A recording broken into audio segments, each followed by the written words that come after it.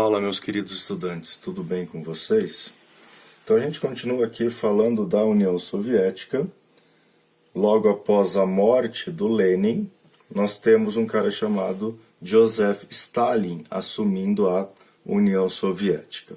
Lembrar que para o Lenin a ideia era que os dois braços direitos dele, o Leon Trotsky e o Joseph Stalin, controlassem e governassem a União Soviética de forma conjunta. Entretanto, Stalin consegue fazer que o Partido Socialista Soviético afaste o Leon Trotsky e ele assume o poder da União Soviética. A primeira coisa que o Stalin faz é o que a gente conhece como colocar em prática o stalinismo.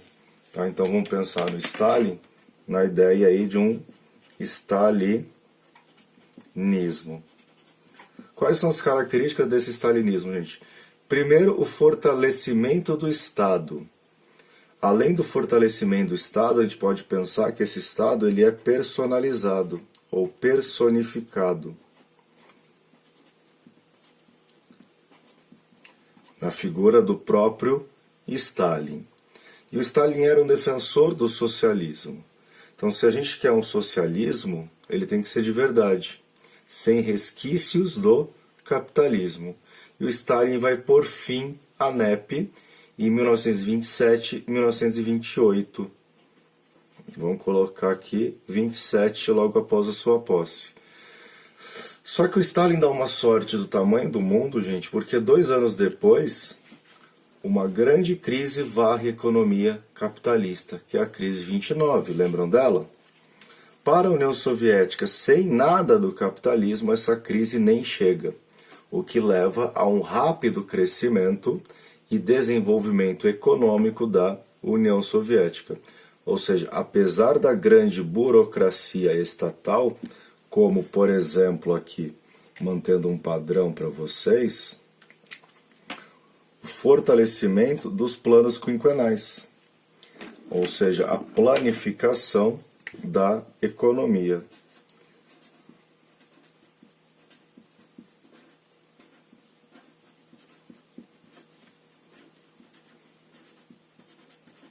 Os planos quinquenais.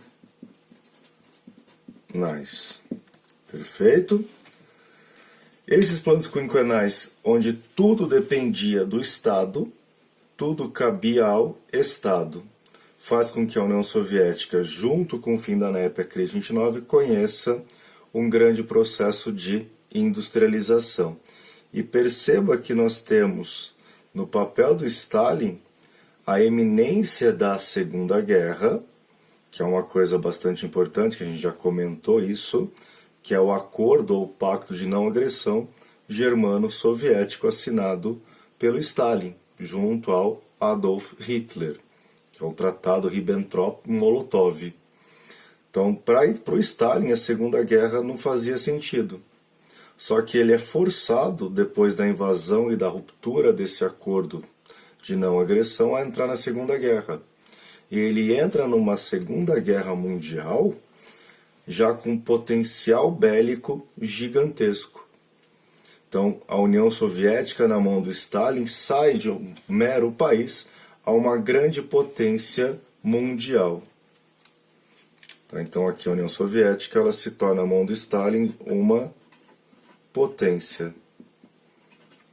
Ou seja, um polo importante na economia e no cenário militar do mundo. Perfeito? Outra característica que o Stalin faz é o que a gente chama de processo de russificação. Ou pode aparecer para vocês numa ideia, num termo de liquidificador étnico.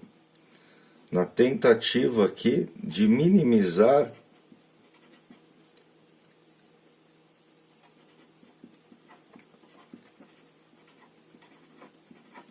problemas. Então, Stalin, espalhando russos pelo espaço soviético inteiro, ele tenta minimizar problemas como, por exemplo, os problemas de ordem nacionalistas. Perfeito? Não o nacionalismo que a gente viu na Europa, do nacionalismo violento. A ideia é que os grupos étnicos que compunham a União das Repúblicas Socialistas Soviéticas não buscassem a independência. E essa ideia da russificação do liquidificador étnico, ele vai trazer algumas consequências logo após o fim da União das Repúblicas Socialistas Soviéticas. Tranquilo? O Stalin vai falecer em 53 e no seu lugar assume um cara chamado Nikita Khrushchev. E o Khrushchev assume em 53, mas oficialmente em 1956, com uma característica importante, que é a desestalinização. Então, Khrushchev é o primeiro a colocar em prática um processo de desestalinização. O que é a ideia da desestalinização? A despersonalização do Estado. Ou seja, esse Estado que o Stalin coloca na sua mão, onde a União Soviética era o Stalin era a União Soviética, no governo do Nikita Khrushchev, isso vai por terra.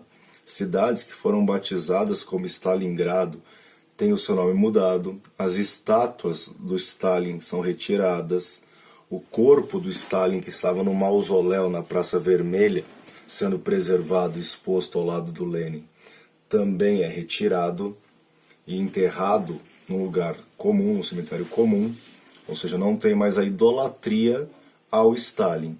Que o Stalin foi um cara extremamente violento. E aí, para tentar amenizar isso e unir o povo, o Khrushchev vai acabar com os gulags. O que eram os gulags? As prisões sem muros na Sibéria. Lá no extremo leste da Rússia, isolado no meio do nada, eram campos de trabalho forçado. Aqueles que se negavam a se deslocar forçadamente, aqueles que eram contra o governo do Stalin, eram simplesmente levados para esses campos de trabalho forçado. E ali morriam porque não tinha a menor condição de sobreviver. A todo mundo que foi para os gulags morreram? Não. Existem sobreviventes. Então o Khrushchev ele vai tentar tirar essa ideia do Stalin como a União Soviética. Por isso o processo de desestalinização. Mas o Khrushchev também assume a União Soviética durante a Guerra Fria. Inclusive, ele vai pegar os momentos mais críticos da Guerra Fria. Então, aqui entram as tensões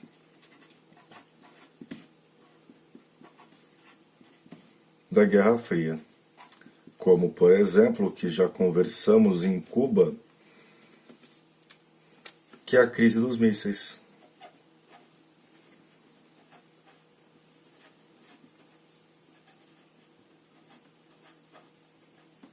Isso lá de 1962, onde a União Soviética vai enviar mísseis nucleares para Cuba, e isso gera uma grande tensão internacional. Só que qual que é o problema, gente? Por mais que você desestalinize a União Soviética, a burocracia e a máquina do Estado vão engessar a economia da União Soviética. Somado a isso, os grandes gastos com a corrida espacial e armamentista faz com que a União Soviética, tão preocupada em ir para o espaço, tão preocupada em produzir armas, em fortalecer o seu exército e as suas forças armadas, gaste tanto dinheiro, apoie tanto os seus parceiros, que eles ingressam numa grave crise.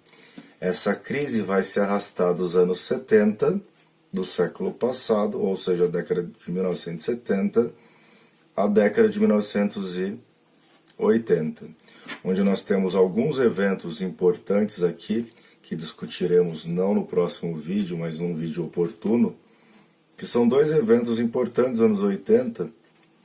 Um é a tragédia do Mar de Aral,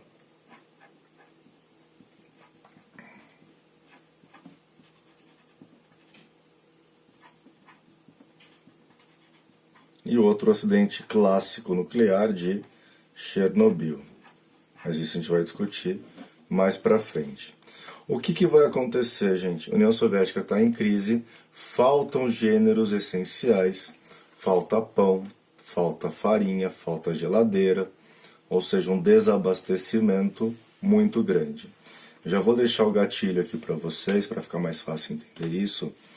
A União Soviética gastou mais com seus parceiros na Guerra Fria, como exemplo de Cuba, do que os Estados Unidos. Os Estados Unidos venderam a sua